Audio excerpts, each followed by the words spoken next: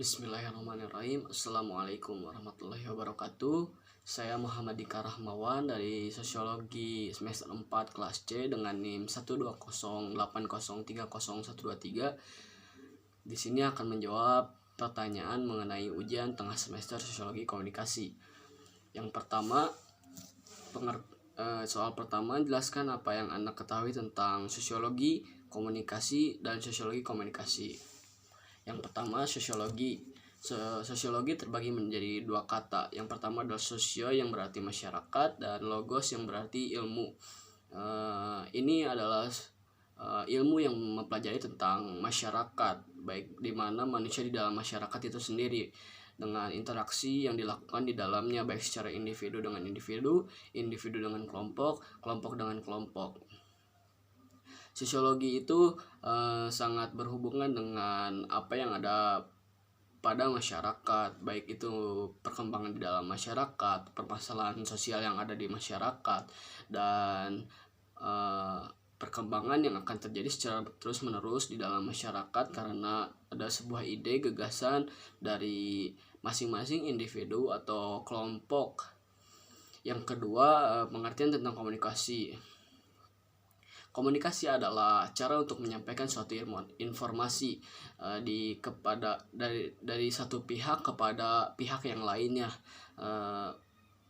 Komunikasi itu berhubungan dengan media, di mana cara yang disampaikan antara manusia dengan manusia lain itu memiliki suatu keterhubungan. Bagaimana manusia itu menyampaikan dengan yang lain, baik secara personal ataupun secara luas. Di era modern seperti ini bisa melalui media yang berkembang dari tahun ke tahun, dan tentunya informasi yang disampaikan pun sangat aktual dan faktual. Yang ketiga, apa pengertian dari sosiologi komunikasi?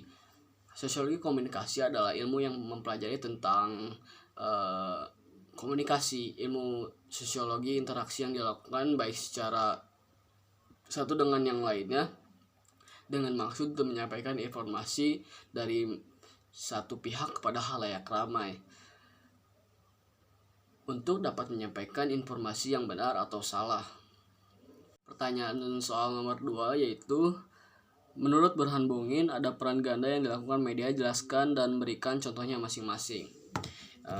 Ini terbagi menjadi dua ya, dimana media humais satu pihak mengembangkan sikap humanismenya dan di satu pihak mengembangkan sikap kehewanannya. Ini membuktikan bahwa sesuatu yang terjadi pada masa sekarang atau di era modernitas seperti sekarang ini di Indonesia, dimana satu pihak mengembangkan sisi humanisme, dimana media mengembangkan sikap-sikap yang menunjukkan suatu nilai yang bermoral atau berpendidikan, memberikan suatu manfaat yang luas kepada masyarakat. Tapi di satu pihak mengembangkan sisi kehewanannya, dimana kita bisa lihat pada kondisi saat ini dengan mirisnya di media Indonesia atau di televisi nasional menayangkan beberapa acara yang tidak seharusnya dipertontonkan, seperti contoh salah satu acara sinetron. Mereka memberikan suatu realita yang pahit kepada masyarakat, bahwasanya kemiskinan atau segala sesuatu tindakan yang dapat merugikan satu pihak dengan yang lainnya dipertontonkan secara bangga untuk menjadikan hal tersebut sebagai AdSense yang mereka dapatkan. Saya tidak mengetahui mengapa masyarakat Indonesia sangat tertarik dengan hal seperti itu.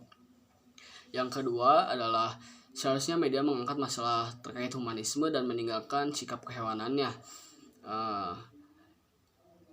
Di satu pihak di Indonesia media tidak sedikit menyebarkan tentang sikap humanisme, di mana pendidikan moral dan bangsa harus ditujukan untuk memberikan edukasi berlebih terhadap masyarakatnya, baik itu secara usia dini menurut saya. Di satu pihak berbanding terbalik dengan apa yang disampaikan sebelumnya, bahwasanya menghilangkan sikap kehewanannya bahwa kemiskinan dan segala permasalahan sosial itu memang harus ditunjukkan dengan maksud untuk menanggulangi permasalahan tersebut secara kolektif, karena suatu permasalahan sosial harus diselesaikan secara sosial pula. Ini sungguh dapat bermanfaat bagi kita semua, karena manusia dapat memunculkan sikap empati dan simpatinya karena melihat sesuatu media yang real, sesuatu kondisi yang real dan terjadi di tengah masyarakat dengan maksud untuk menanggulangi permasalahan sosial tersebut. Yang ketiga adalah apa yang disebut dengan ideologi media. Ideologi media adalah sebuah paham, gagasan, ide yang dimiliki suatu media terkait perkembangan media yang akan dilakukannya ke depan. Bagaimana suatu ideologi ini dianut oleh media dengan maksud media dilakukan secara terarah dengan memberikan informasi yang sesuai dengan ideologi yang mereka punya.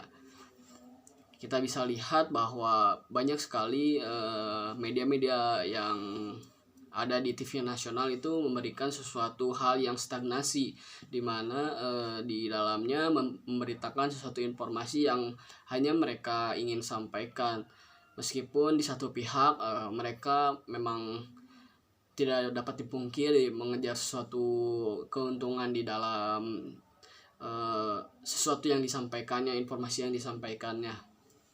Ya, saya akan menjawab pertanyaan nomor 4. Jelaskan fungsi media dan berikan contohnya masing-masing.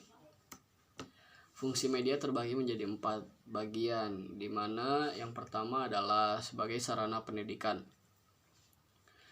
Tentunya media harus memberikan suatu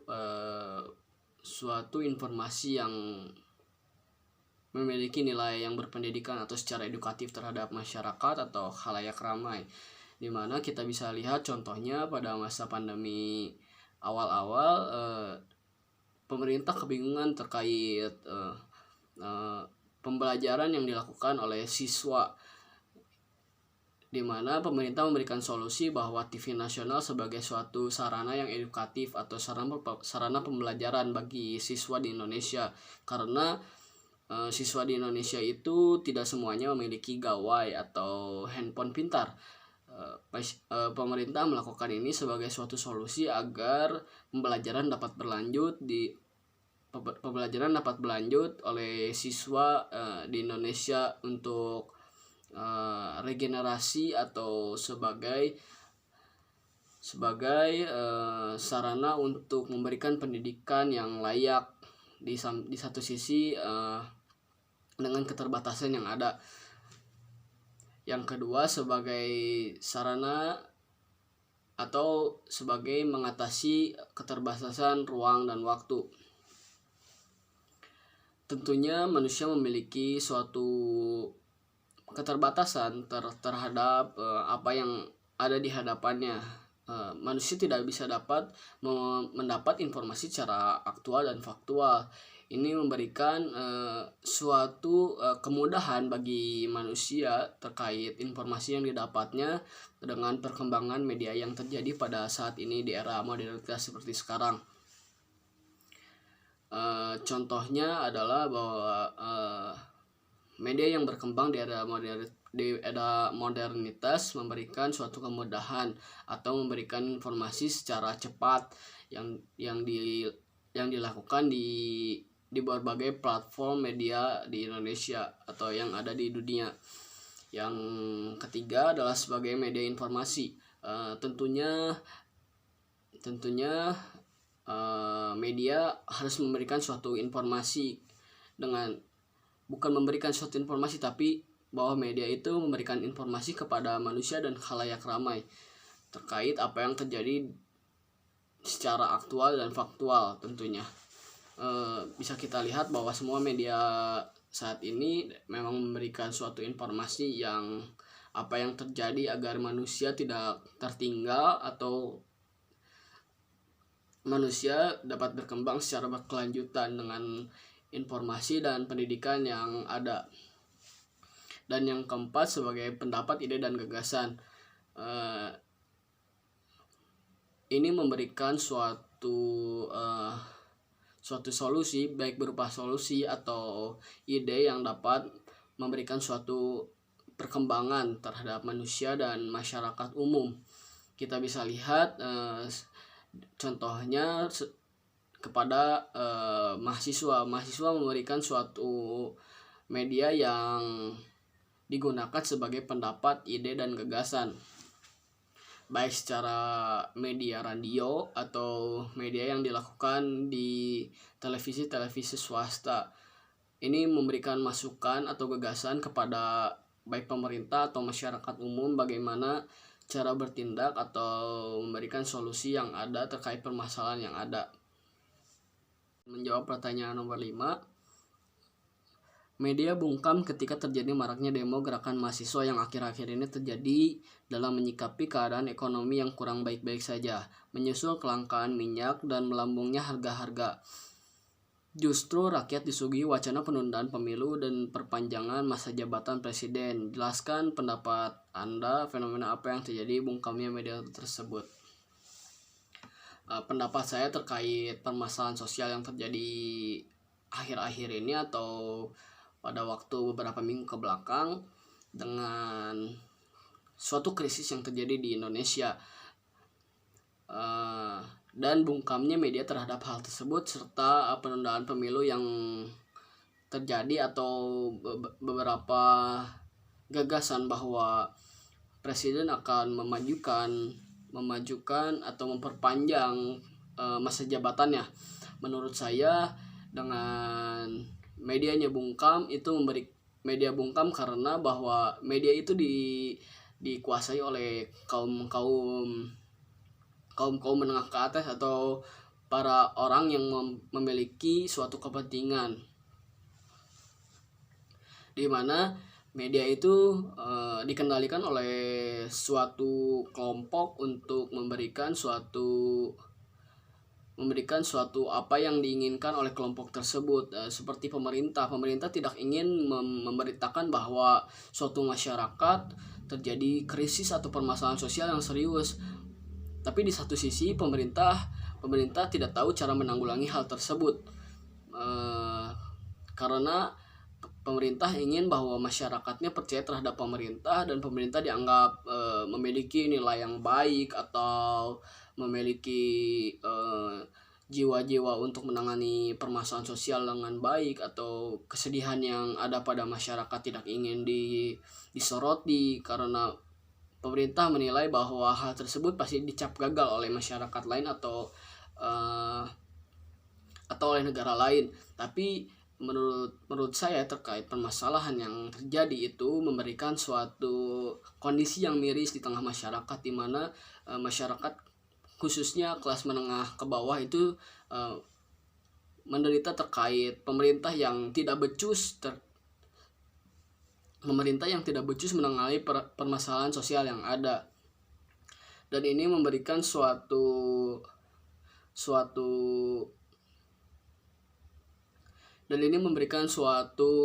nilai buruk masyarakat terhadap pemerintah itu sendiri.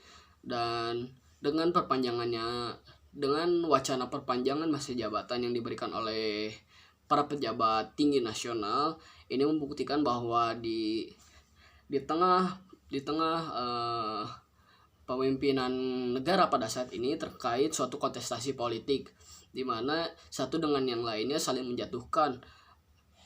Ini yang dilakukan oleh kaum borjuis terhadap suatu pengalihan isu yang ada, karena menurut saya itu adalah sesuatu yang bisa dianggap tidak penting.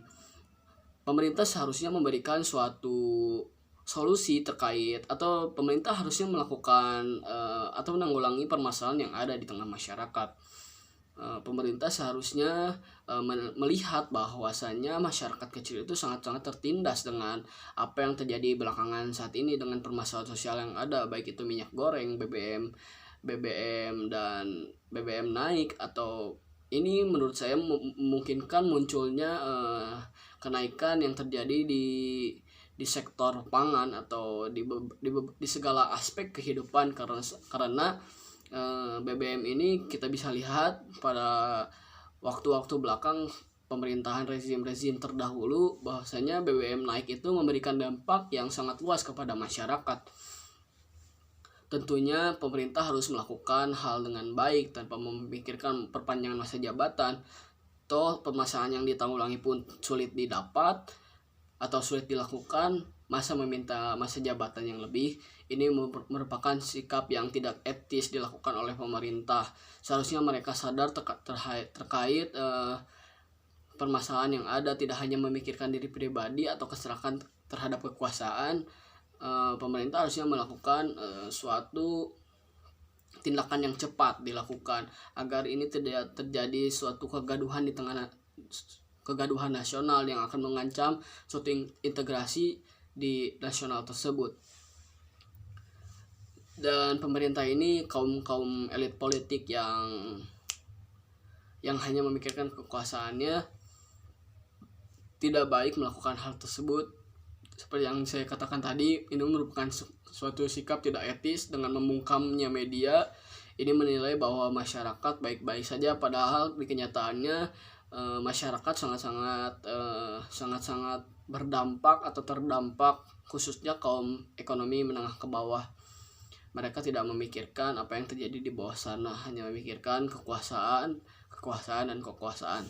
Terima kasih terkait jawaban ujian tengah semester Sosiologi Komunikasi.